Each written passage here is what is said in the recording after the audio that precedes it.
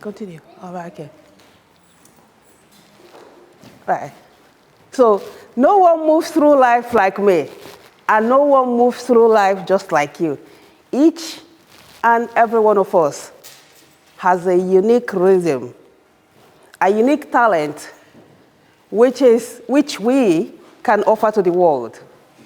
Ladies and gentlemen, esteemed guests, friends, you are all welcome to this special occasion. Today, this afternoon, we are not only celebrating book,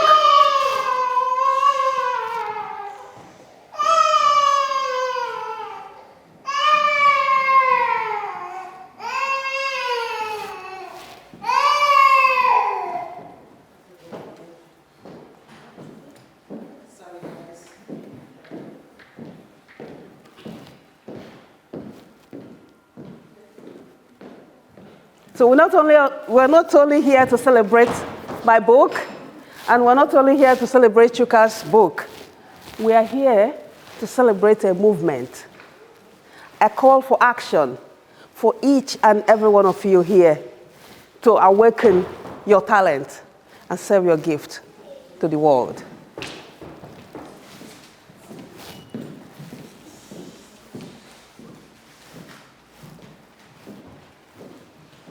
My journey begins with resilience. An underprivileged girl growing up, I faced financial challenges. I hawk agidi jollof. From street to street, from doors to doors knocking. That experience was tough. But he equipped me to become determined and to persevere.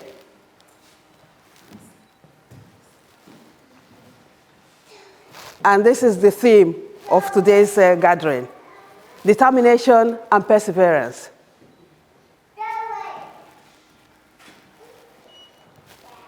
In 2022, I was faced, not just me, my family, we were faced by a different financial, or rather another financial hurdle.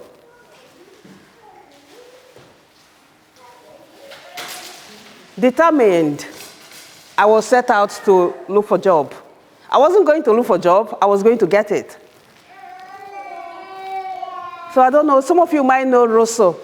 Rosso used to be located in Spring Gardens, Manchester.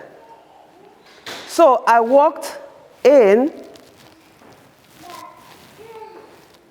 Rosso, by the way, is an iconic restaurant. It's known as a playground for the rich and the famous. And some of you who like football, it's also co-owned by Rio Ferdinand, the ex-professional footballer. So I walked in, and I asked to see the manager. The manager came out and asked what he could do for me.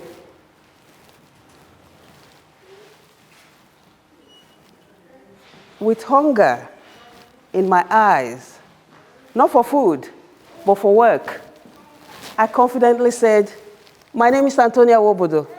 I have hospitality background, and I'm here to work for you." And my determination struck a chord. I was offered the job.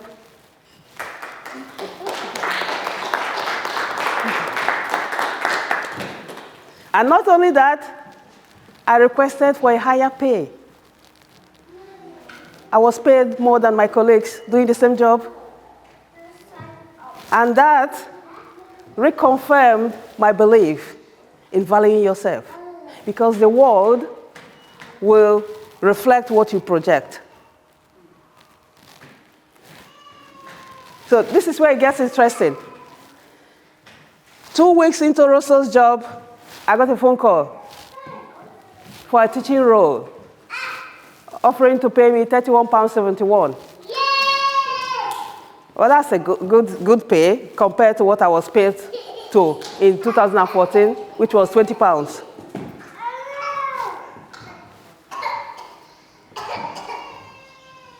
So I accepted the job, of course, gladly.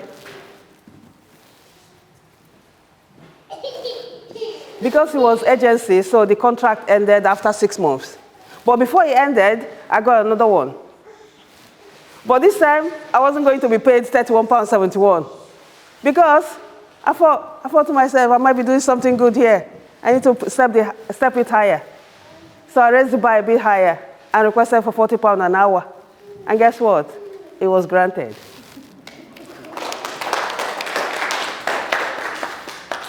Ladies and gentlemen, when you are determined to play bold, the universe will obey your wish. And as Nelson Mandela said, there's no passion in playing small. What do I stand to lose? If they said no for all the requests I've made, and so what? It's part of it. It's part of success. Saying no is not actually a failure. It's actually a sign that you are determined to play big. So before I hand you over to Chike and Chuka, my sons, to tell you how my message has resonated with them, the impact it has on them. They will also be telling us how they overcame challenges to gain scholarship. Chike, Manchester Grammar School, and Chuka, Suffolk Grammar School. And they're also going to tell us how the message also helped them to even achieve further in life by gaining admissions to prestigious universities like Chuka, Imperial College London, and University of Oxford, and Chike, University of Bath. Who's going first? You? Me, I think. I think so, yes, me. Okay. Thank you. So, serve your gift. It's not just a title. It's a call for action. So, I ask you, Okay. what dream are you holding on? What passion are you hiding from the world? Because you can only offer to the world what is unique to you. So I challenge you today to dream big, dream boldly. What's the worst that can happen? What are you afraid of? Fear, F-E-A-R, false evidence appearing real. You just internalize fear. It might not be real. In most cases, it's never real anyway. So I urge you to step into your greatness. Believe in yourself. Because I believe in you.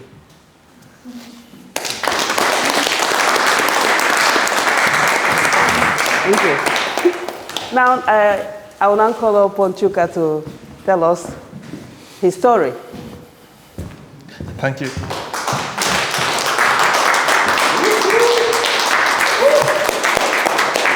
Thank you. Thank you. I'd like you all to close your eyes for a moment.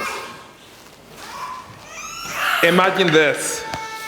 Behold, a 6-year-old child with his parents in a small room gathered with a team of medical professionals, experts at the top of their field.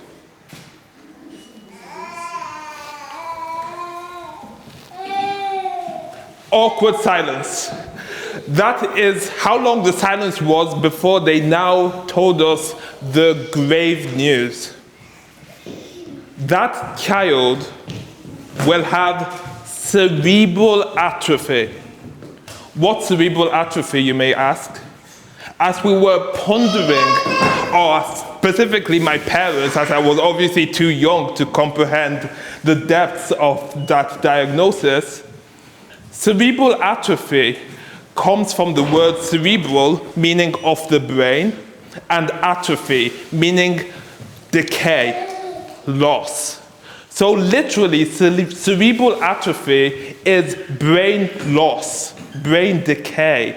So this young boy was destined to a life of slowly degenerating brain function. Imagine what such a boy would turn up to be. It was clear from what the doctor said that that child was going to be in a school that was specifically geared towards supporting people with such conditions, such debilitating terminal illnesses. But who was with that child? The parents. And those parents did not let up. They stood their ground with such poise and determination that they far exceeded what the doctors, medical professionals could even comprehend themselves. People who had gone to the top universities to study for years and years, even up to a decade, and still my parents could defy them.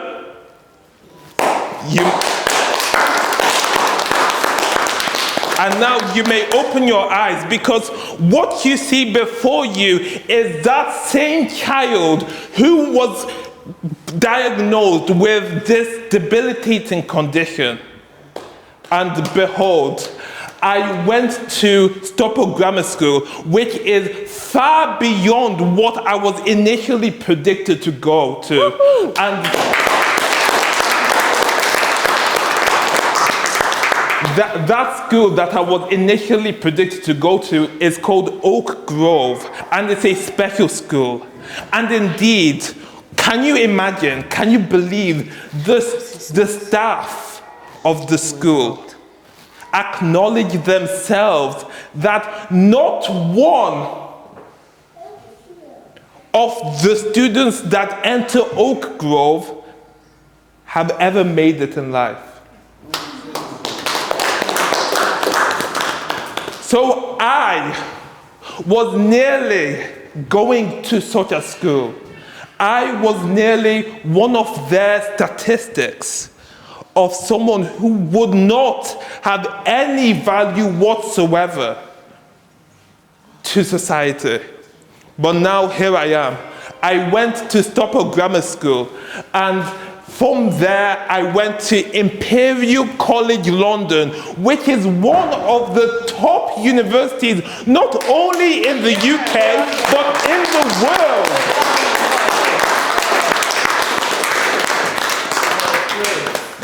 And I studied material science and engineering, which people who were in my cohort would only have wished they could have had the intellect to even understand. It was the top field in a top university.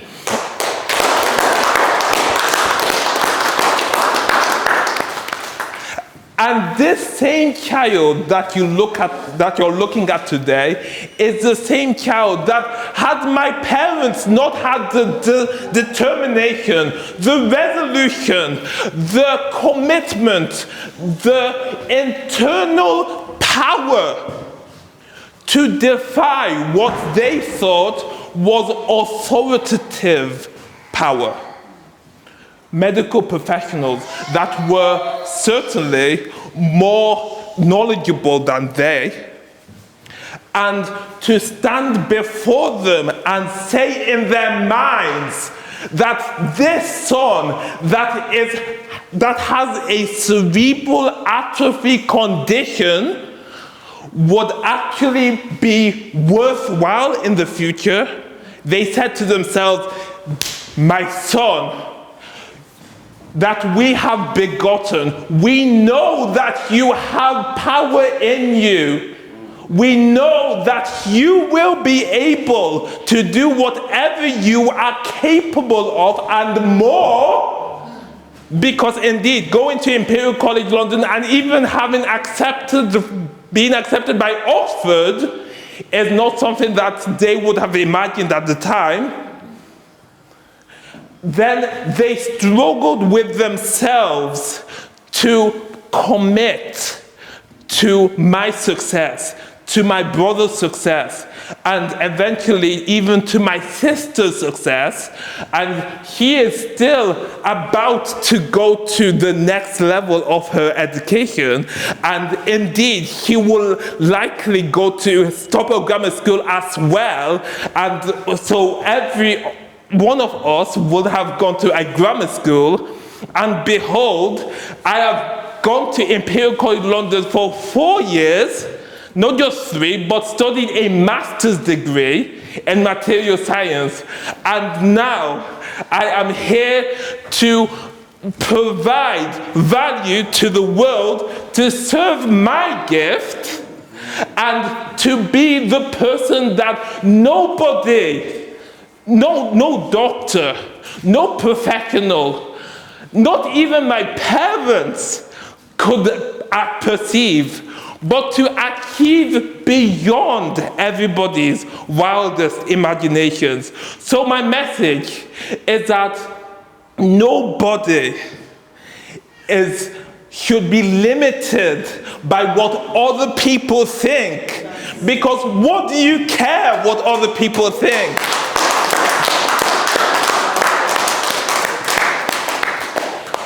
Everybody should see the light that extends. It is the light of hope. It's the light of life. It's the light of abundance and joy and wealth in spirit that will carry you. And it will be the light for your children, your grandchildren, for everybody you see, everybody that you influence, can influence, should influence, because you all have the power to provide value to others, to serve your gift. And my message is simple, and is to know that you have unlimited power within you, and that you can do anything that you want. Thank you.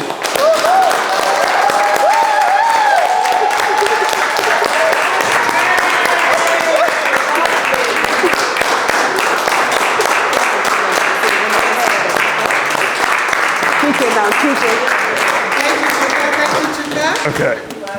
Thank you, Chuka. Speech by Chuka Wombudu. So next to be Chike. Please come to the mic. Oh, yes.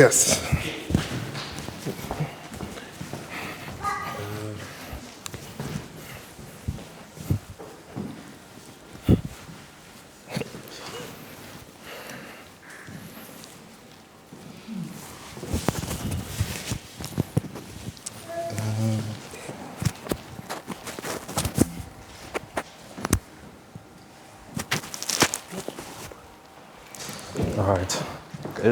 I hope this is audible for everybody. I think you might have to conceal. Can I? Can you button this?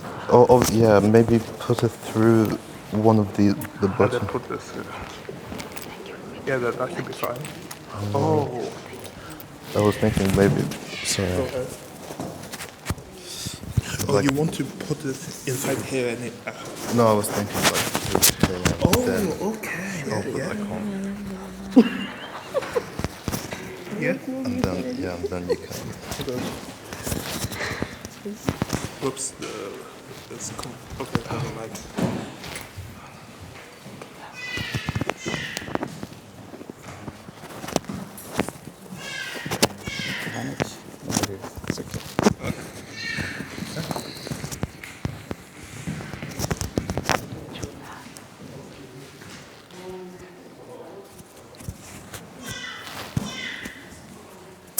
All right.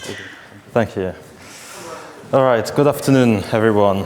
Good afternoon. The theme of my speech is about the power of no procrastination, no delay.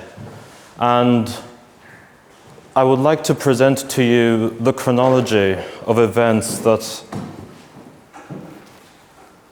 define or characterize my own experience in embracing the power of consistent action and hard work. It started from a very young age in which I realized a simple but transformative fact that taking small actions early and daily can lead to extraordinary results. When asked me in school to read one chapter, I would read two.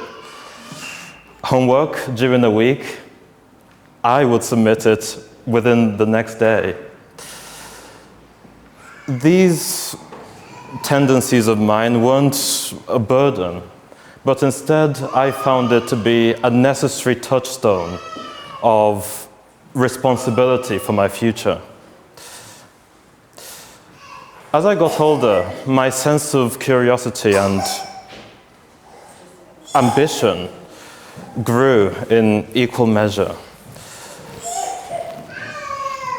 In 2017, I began reading the biography of Steve Jobs by Walter Isaacson, to the wonder and astonishment of both students and staff at my school.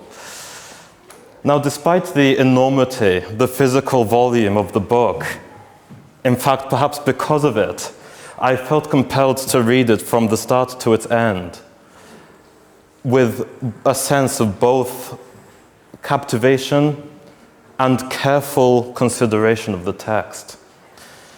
I recall in particular the book starting with a single quote proudly adorned on the first page, which reads, "The people who are crazy enough to think they can change the world are the ones that do."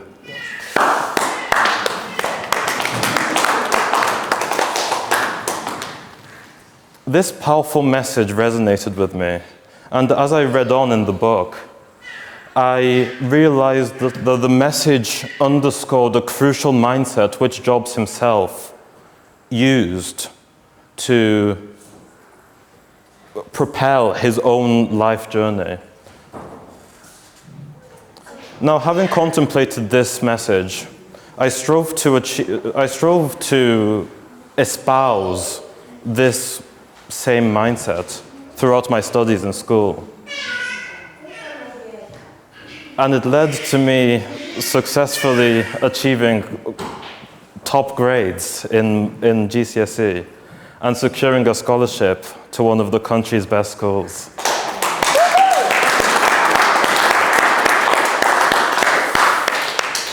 Today I study computer science at the University of Bath, where I am surrounded by other brilliant minds. Now, in university, I have come to realize, and indeed experience, that it confers itself its own unique constellation of problems. But in fact, I quickly learned that these problems are nothing more than opportunities in disguise. Yes.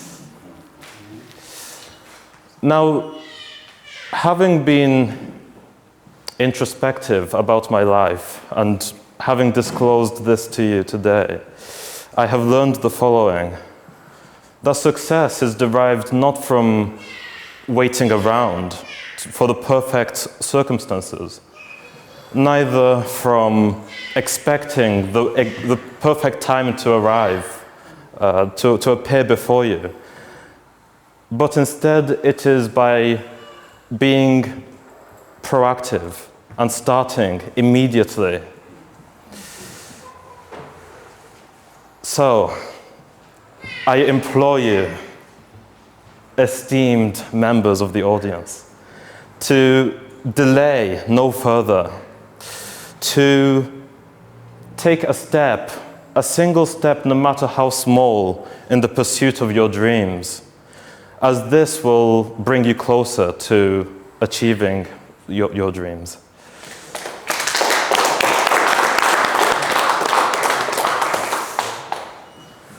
The future favors those who take action. Therefore, start today. Keep moving forward and watch as your efforts shape the life you've always envisioned. Thank you.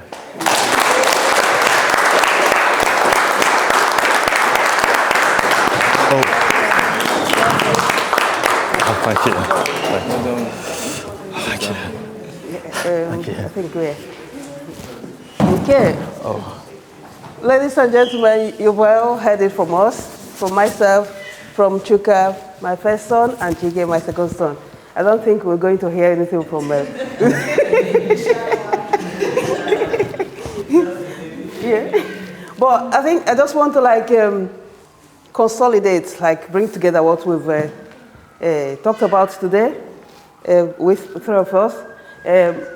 In reference to where it is in the book. So I spoke about my journey growing up, having faced financial challenges and overcame it through determination and perseverance. And I delved deep in the first chapter of this book. And also the second chapter talks about the power of why. Why was I doing that? Why was there fire in my belly to carry on knocking from doors to doors, even with rejections? I kept going. Like Winston Churchill said, success is going from failure to failure without losing enthusiasm. And that's what I did, because there's a reason why I needed to sell that agni jollof. I needed to be in education. So it's not a matter of whether I want to or not. It was necessary, and I did that. So, and coming to Chuka's point about not letting anybody's perspective of you define your future. Also, it's also in this book. So I practice that with my learners because I teach in a rural Met College. So my learners, they don't feel themselves worthy of anything. So they've got everything it takes. They're blessed with resources, free education, free books, computers. Some of my learners, they drive cars to college. But I've also noticed they struggle within themselves with self-doubt. So I've empowered them, encouraged them to dream bold, to believe in themselves, to believe in their potentials, and not let anyone's opinion define their future. So, what can I say? So I'm coming to Chike's. Chike talked about small wins, which is here in chapter 7. Chapter 8. Oh, okay, sorry. Yeah. Small wins. How small steps can make significant change when you keep taking small steps. So, yeah, I'm happy to welcome, although most of you haven't read the book, but I'm happy to welcome questions if you have one regarding this book. So should I give you time to think about it, or should we have, where's Vicky? We can be having refreshment while we're thinking about, yeah, go on. At what point did you think your experience was something that you needed to translate into a book for people to actually see something tangible? Do you get what I'm saying? Yeah. At what point did I say that, did I perceive the idea to write a book? I think I've always wanted to write, to talk about my story. Yeah, so, but I think what pushed me into doing it right now is my learners. Because they come to college with this weight of label that they're not going to amount to anything. Imposed by families, by loved ones, perhaps because they didn't go further in life as well. They're not doing it to harm them. It's just the way they see life. So they come with this idea that they're not going to be, because I teach cabin crews, I teach aviation and travel and tourism. So we prepare our learners to become cabin crews, to work with travel agents, tour operators, cruise ship, airlines, airport, all that. So, but they can't see themselves being like a cabin or any of that. So I started like encouraging them. Like for example, when I asked them to draw a vision board about their future selves, something incredible happens. Their faces light up, and they begin to see the version of themselves filled with possibilities. So yeah, with that, I said, I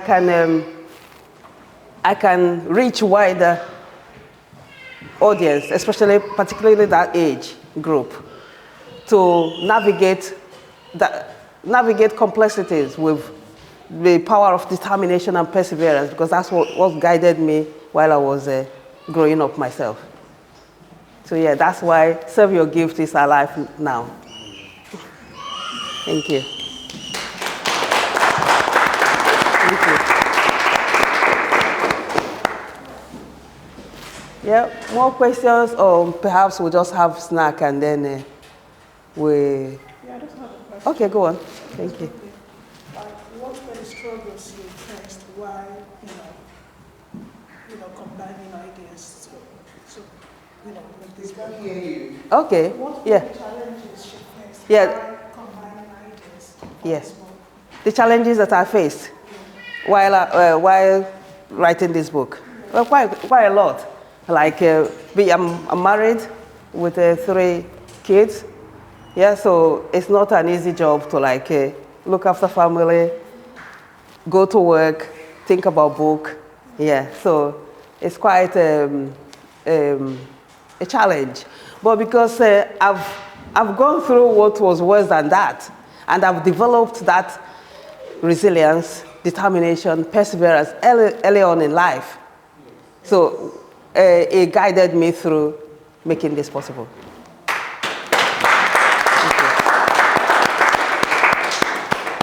Go on. In the book, Yes. how did you decide what goes in and what goes out? That's interesting, because very, very fascinating question, because that's why it took me 10 years to write. Because I keep taking things out, bringing things in. Up till now, I still think that there are things that should go in the book. So perhaps in future, I'm still going to have another edition of this book. Yeah, but it's quite hard. It's hard. Because you think you can't take this out, but then the book, I have in mind that this book should not be very voluminous because of my target audience, because I don't want to put them off with too much high volume of book. And also, I don't want to make it to undercut the message. So yeah, I'm not sure I've answered the question.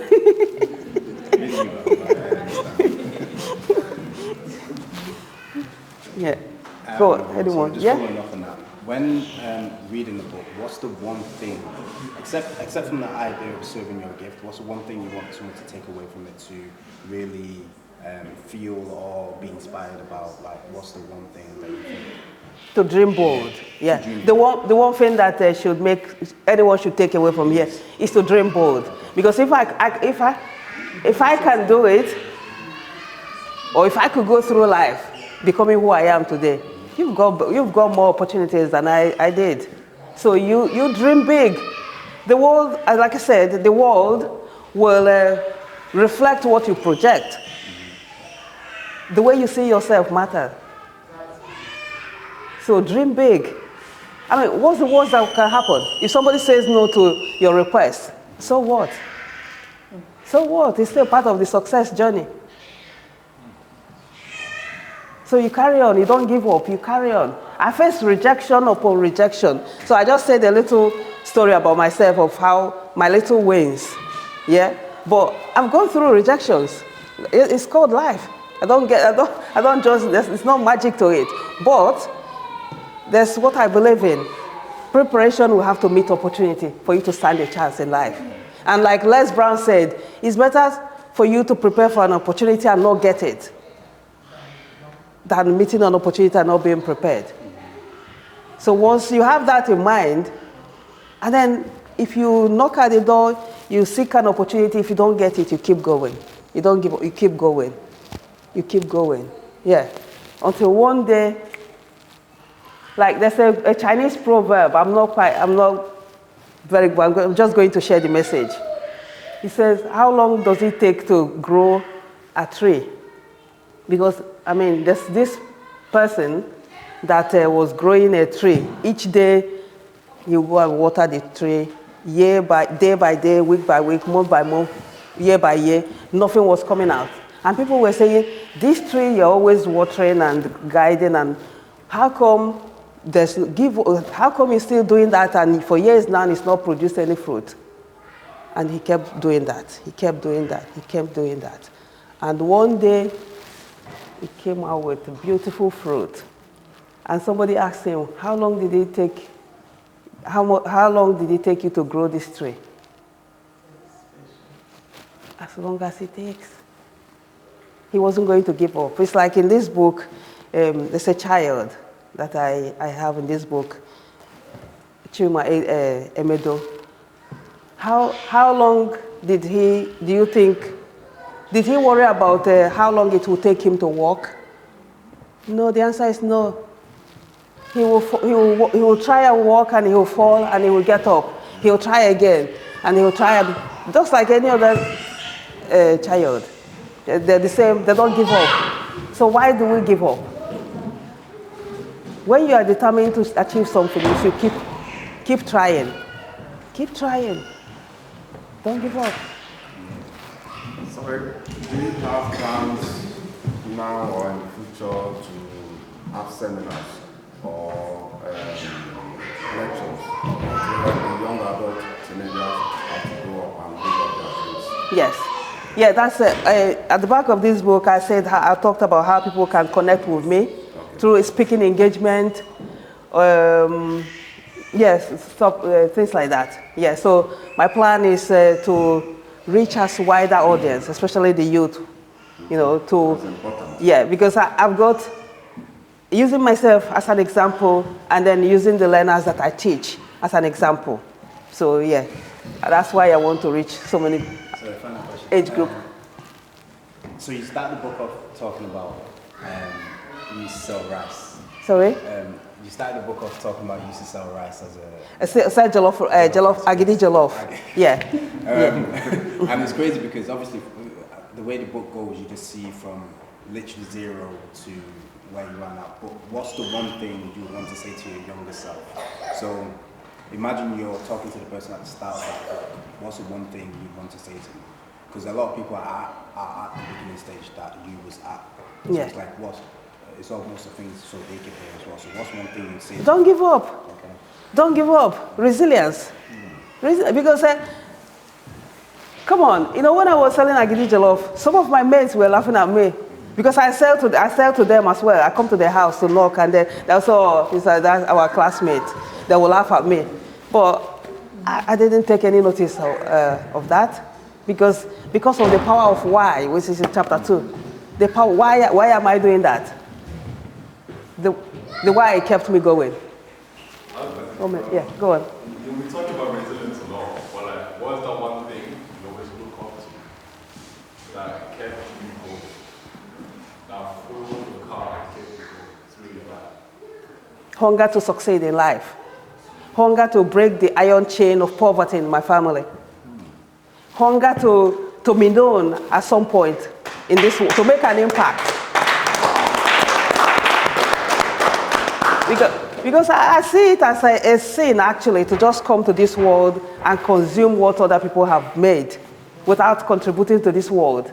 So this, imagine all these people we respect. Steve Jobs, for example. Imagine if he didn't come up with an iPhone. The connectivity, everything we're enjoying that if Steve had held his fear and said, oh, no, I don't think this will work, because so many people told him it won't work. How can you do this and phone? Because you have to do that, to like dial a number or to, how can you flip through phone as if you are turning pages of book? It's impossible. As I teach travel and tourism, I teach aviation. So when I was teaching the evolution of air travel, it was fascinating. Two brothers, the Wright brothers, Wilbur and Ovale, how they conceived the idea that it's possible for human to fly. That you defy the law of gravity, and then human beings will fly. It was impossible concept. But they carried on. They carried on. And then other people were trying as well. But the power of why is made it possible for them to be the ones known for making it possible for us to fly. Because there are people who had technology, were playing on technology to make a plane work. But it didn't work. But these guys, because they wanted, they don't want fame was not their priority. To be known wasn't their priority. They just wanted to make impact. To make impact in this world. And that resonates with me, because like when I was selling Agidi Jollof, it wasn't just, the money was good for me to be in education, but it did more than that. I was serving the community, and then I was freeing time for the women, because when they want to cook for family, because, or like these days you have like snack shops, then there was nothing like that. You have to make things from scratch. So when the little ones will be crying and they're trying to make food for the family, and there I will walk in, and they'll buy the Agidi Jollof and give the child, and they'll keep the child happy, and while they get on with other things. And other times, they will buy it for the entire family, and it will serve as the meal, while they'll plan ahead the next meal or do other things. So it's about the impact you make on other people's life. So because I knew my mom crafted that Agidi Jollof with the best recipe, and it's very nutritious, I ran with it. So you're selling something that gives you fulfillment, yeah, and as well as solving your own problems. So, and that's why this is the message of this book. Why you are serving the world. Think about how to serve the world, and how you become successful will be automatic. Do you get what I mean? Yeah. Amazing.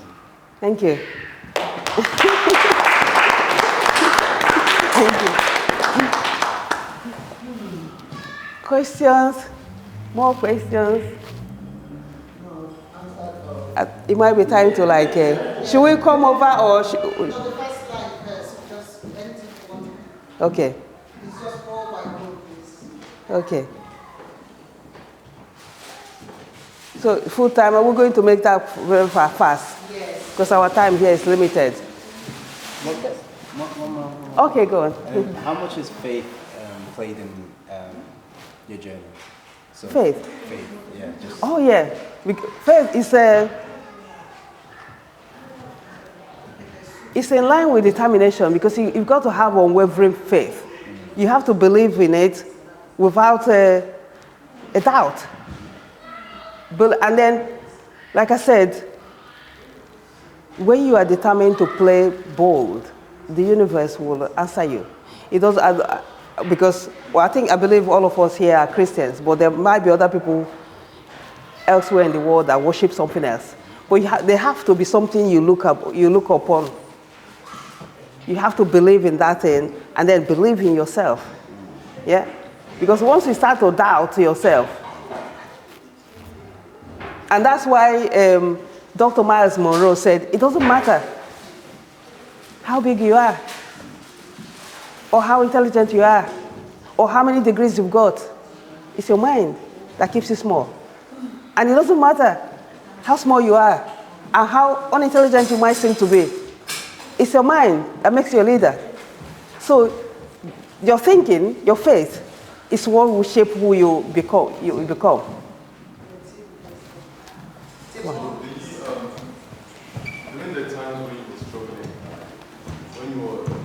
downtime, do you not think that God was building up for a certain, like, in a time like this, to a position where you can come this? To be fair, I didn't know how far I would go in life, but I knew there was something in me that made me feel I don't think like any other person. For example, my mom or dad will come home with a fruit, and my mind is to plant the seed. While other people will eat that fruit and then throw the seed away and move on with other things, my mind will be thinking, how come we have just one orange tree in our garden or in our compound when we can grow more than that?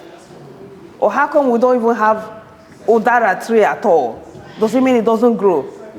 So I started planting things very, very early. I was even planting in people's gardens. I was just planting because I was just envisioning when one day the whole place will be full of fruit trees. So, and that, I could see it vividly that will come. You know, so I wasn't like guessing it. I could see that one day I'm going to have like a whole garden of fruit. And it is real now. But what I didn't know is that at some point I'm going to get married and move away from my father's house. I was thinking that I will be here and then enjoy, like, sit down on the orange tree or pluck fresh all that, or mango or all that. And I want, like, variety, a lot of them, not just one. Yeah. Did I answer your question? Yeah. Okay, thank you. Go on. Now you've achieved all these great things, you still have the same passion to keep keep producing the same stuff you've done before. Now, I think now that I've got this, I've written this book. Yeah. You achieved a lot. You still have the same drive and passion. Yeah, because there's a lot. Yeah, to keep achieving. There's still a lot because all I'm sharing with you is just like a small wins. I've not gotten to where I want to get to, because I want to see the impact this book will make. And I believe in it strongly that it's going to go a long way. And like, when you leave this place today, I'm looking forward to seeing how much impact it will have in your life. Okay, I think this one. Okay, okay. Sorry, what was that? Okay. Yeah. And college and your friend. Maybe the university, you work from when parents are not there with you. You have to decide on yourself. What are the challenges? Because I can see I'm someone that relates to boys who do football. I know sometimes they'll be playing football. Their school days will be clapping for them, and they are feeling that they are alive. And from there, they start losing focus. So how can we overcome those challenges? No, stand so that the video can see you. Stand and do nothing. There must be a challenges. Because it's as a young boy. So how are you to overcome those challenges in our kids? Okay. Do you understand the question? Yeah. So I think. Yeah. Oh, right. Do you understand? You know, like when you are doing something. Yes. It's like. Should I give an example of when I was growing up? So when I was growing up, I used to plant things. So each morning, because I was too small, I didn't know how long it would take for me to start seeing that what I'm planting is growing. So I keep going to like open it to see whether if there's any sign that is coming up. But I didn't know that I have to give it time. That there's a certain time it will get to before it will start to show. It's growing underneath, but I'm not seeing it. So I will be going to like open it up to check whether it's growing. Yeah, so I think it's for. Sorry, is it for who is it for? No, it's for you, but I'm trying to. Yeah, for you. For me. Oh, right, so okay, the question is, if I understand it very well, the question is, what is the encouragement? You know, like when you are home. Yeah. How do you? Oh, okay. How do you get motivated when nobody is cheering you up? Yeah. How would you? How is it possible that? Is that correct? When nobody is cheering you up, how do you? Yeah. Okay, go on. Okay. You know their voice. Yes. And we have some, especially this book is about unity. Yes. There is challenges that will make you lose focus as a young boy. Yeah.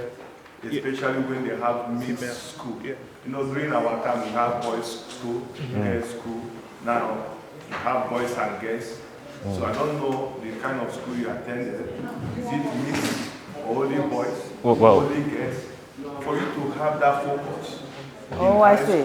Oh, I see. oh, Secondary school, Yes. get to university, especially university, where mom and dad are not there anymore. Everything is on phone.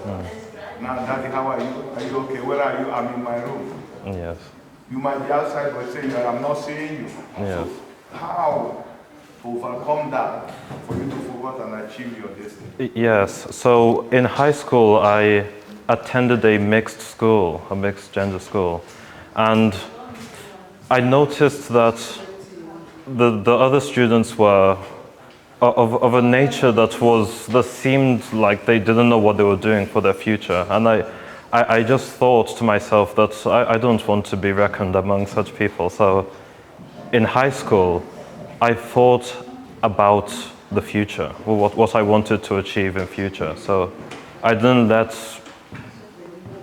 love or girl or whatever get into my. I think that's where he was going to. Yeah. And then for my attended an all-boys school, so that wasn't a problem anyway. And the nature of grammar schools promotes like an environment of education. So it was very easy. It was very well, not easy, but it was natural.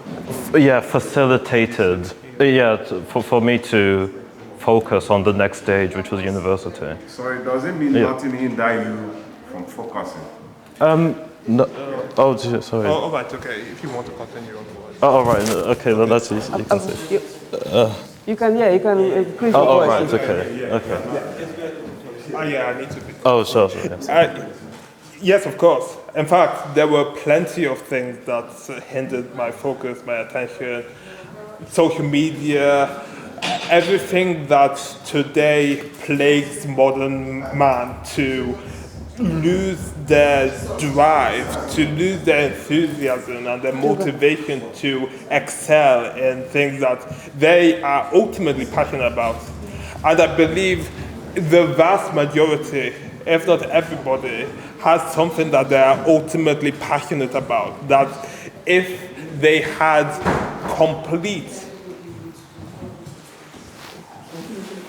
if they had all the time, the resources, and the availability in the world, that they would want to do something that could be even potentially groundbreaking. For me, in school, when I went to a state school, before I went to Stobart Grammar School, and then obviously from there I went to Imperial College London. But at the state school, distractions were rife, to say the least. Not just the students, but even sometimes the teachers themselves would distract you with odd things that aren't related to the syllabus, that aren't related to your future as a person, but are rather deleterious to your progress as an individual, that might actually cause you to fall if you're not careful.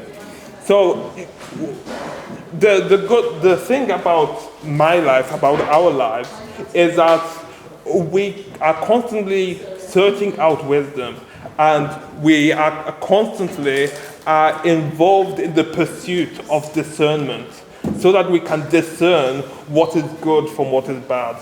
And it is, as I said, or as I alluded to, because of my parents, that I have that resilience, that determination, that commitment to personal growth and my personal evolution, that I was actually in a way, undeterred, unfazed by the potential for distraction. So distractions were very much a mainstay of my experience growing up.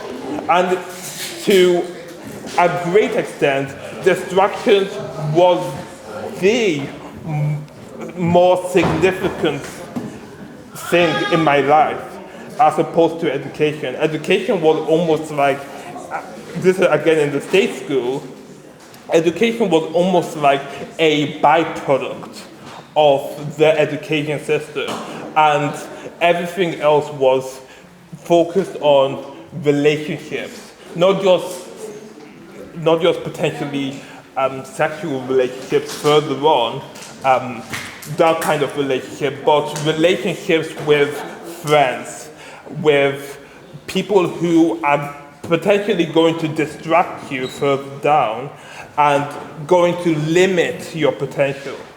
So while those, and obviously you see that many people succumbed to those distractions. Either it's one distraction or it's multiple distractions over the course of years, because that high school, state school, is a long time, it's 5 years. So 5 years is a long time to be distracted, and distractions are happening every day.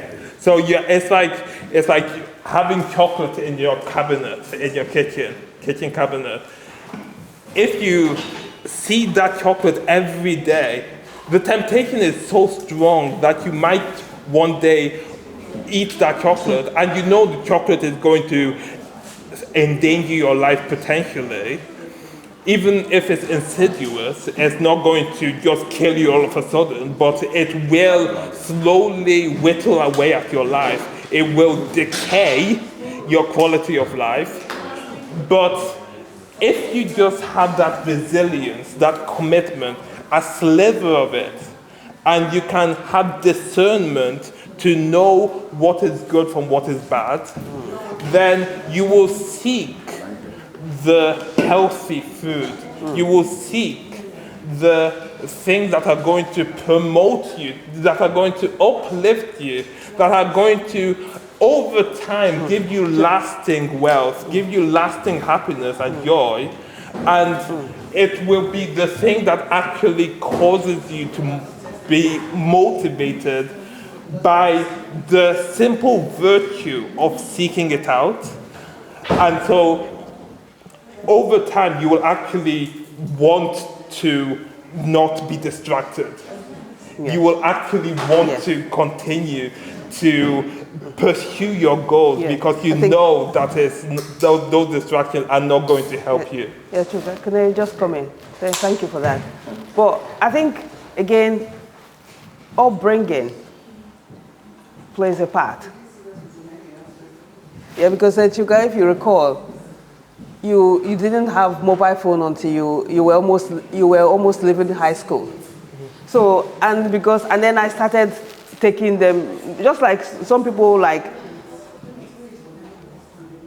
spend time like training their children like football and things like that. That's how I spent I've only just started working myself. I've not been working. So my time I spent like from early on in life. From when they start to crawl, I've already introduced the library to them, that habit of reading. So they grew up like reading books, and because like Bible said, when you get a child, you teach a child the way, and then when they grow up, So there come a time I just like let go. They've got it. So I don't need to be there. Like you asked a good question. How can they be like motivated, not distracted, even when I'm not there? Because and with God too, I'm not just playing God here, but I did my part as a parent, and then they picked it up from there.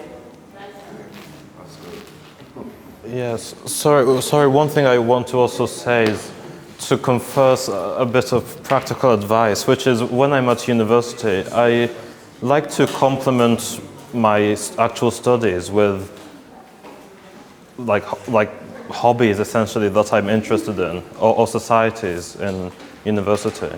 I realized that there is a positive factor that can be had in like connecting with like-minded people. I think we both mentioned that we were surrounded by very smart students. Yes, and I realized that I can actually leverage that, and being among that company will actually inspire me to, stay motivated. Yeah, I think because that's grammar schools. It's not that they teach exceptionally. I mean, like it's more or less the same teaching, but the people you mingle with is also key, and then the way the teachers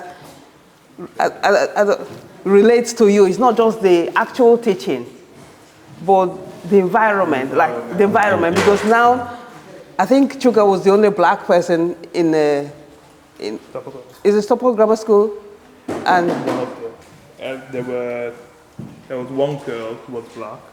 One girl that was black, and then maybe one other. Yeah, but predominantly, yeah. And because these people, because they got scholarship, and then majority of people that studied with them, their parents pay, and they have the money. So you're talking about like prominent people in the society, they studied with their kids. So it kind of had a bit of influence, on them. Yeah. Oh, yes. So what is you can be brought up with everything you want in your life. So what is the one distraction that made you question your whole journey in general? As human beings, we are even though we have everything in our path, there's always that one thing that makes us question our whole existence, our whole journey. So what that one distraction that made you question your whole journey? Yes, no, that's a good question. Yeah. Do you want to? No, I was agreeing. Oh, right, yes. So I mentioned to you that I supplement my studies with hobbies, but it was the case that, especially last year, the sorts of things that I'm interested in, which are besides my studies. Right. Yes, it came to a point where my interest in the arts, or like in different hobbies, actually almost overrode my actual motivation to do computer science. There is a trend that the sciences and the arts are kind of divergent. Like you can't really do both, which I attempted to do last year to a very extreme degree. So I think that's for me my biggest distraction, being unable to really manage in a sensible proportion those things. Yeah, that's why we are all unique. Even though you are from the same, even though I gave birth to both of them, Chuka managed the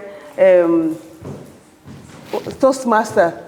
Is it Toastmasters? Yeah, Toastmasters. Yeah, he managed it very well with his own studies, but Chike struggled to manage extracurricular activity with his, because Chuka carried on being attending Toastmasters until he became the president of Imperial College London Toastmaster, and he came out. Go on. Of course, it's not that with Toastmasters. I don't know if any of you have heard of Toastmasters. Toastmasters.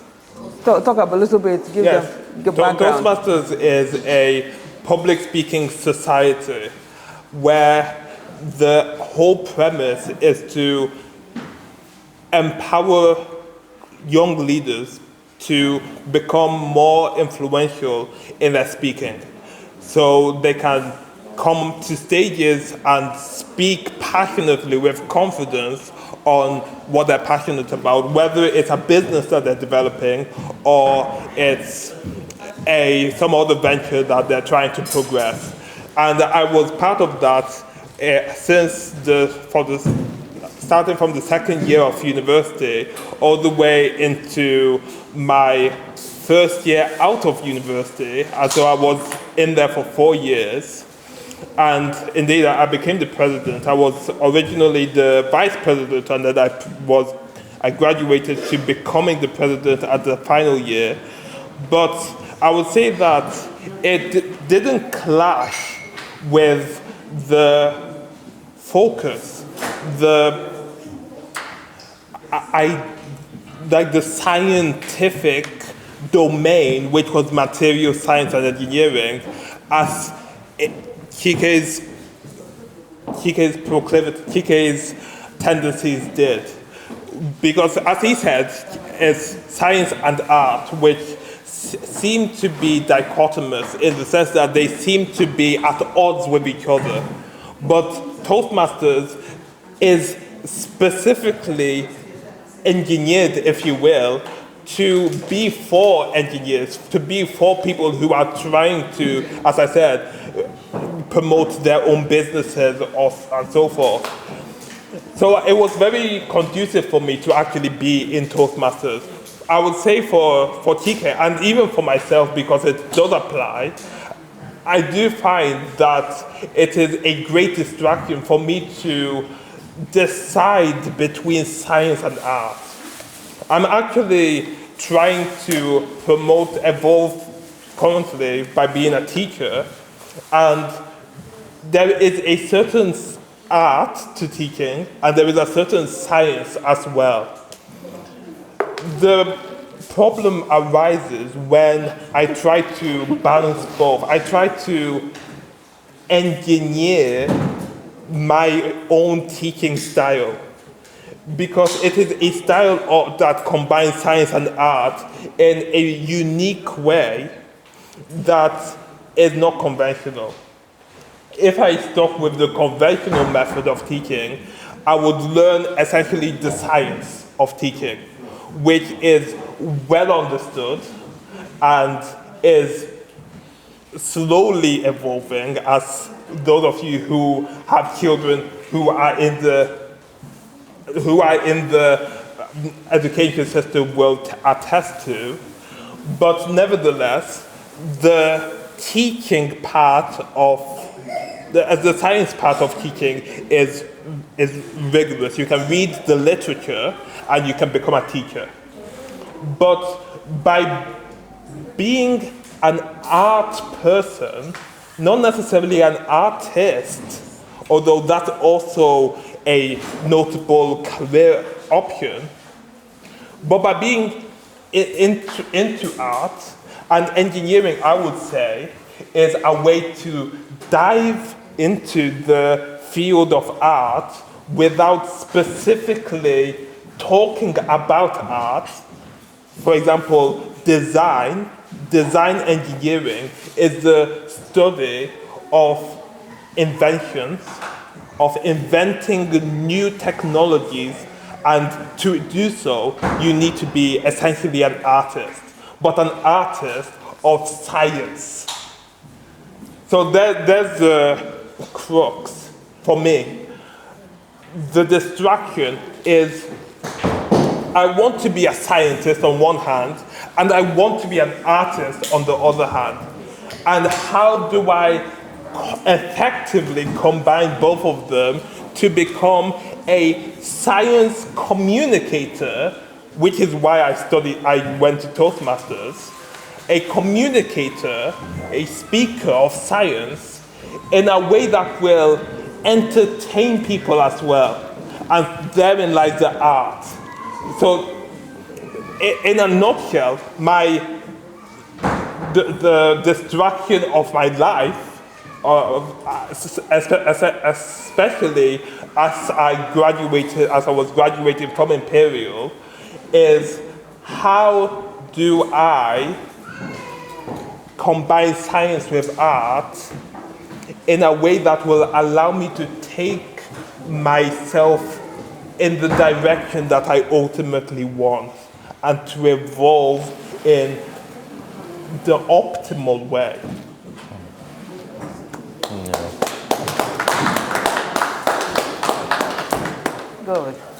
More questions, guys? Any more questions? Okay? All right. Thank you very much. We'll just leave you to enjoy your meal. And then if you think of anything, we're still here. Thank you. Well, actually, I have a question for you. Oh, okay.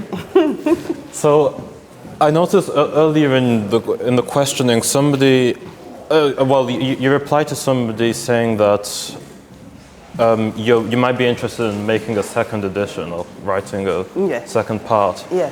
How will the message differ in that new edition compared to this, or will it be of a similar message? Yeah, the key, the fundamental message is already here, but it's just to build upon it. Because as I'm even talking now, there are things that I'm thinking that should be in this book. So each time I speak about this book, there's always ideas that should be incorporated. But the book is complete on its own. And now it's just to develop or give more examples to illustrate my point. I see. Yeah. And again, I'm still teaching at Wirral Met College. So I'm still like experiencing different things that I would like to put in my second edition. Thank you. Thank you.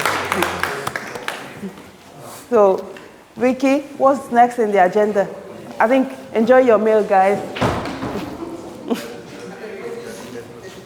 Yeah. Ephraim, you made it. Thank you. I'll let you eat. I'll come back. Thank you. I guess you do. Thank you. Thank you. All right. Thank you. Thank you. Everyone, thank you. I don't know if this actually works.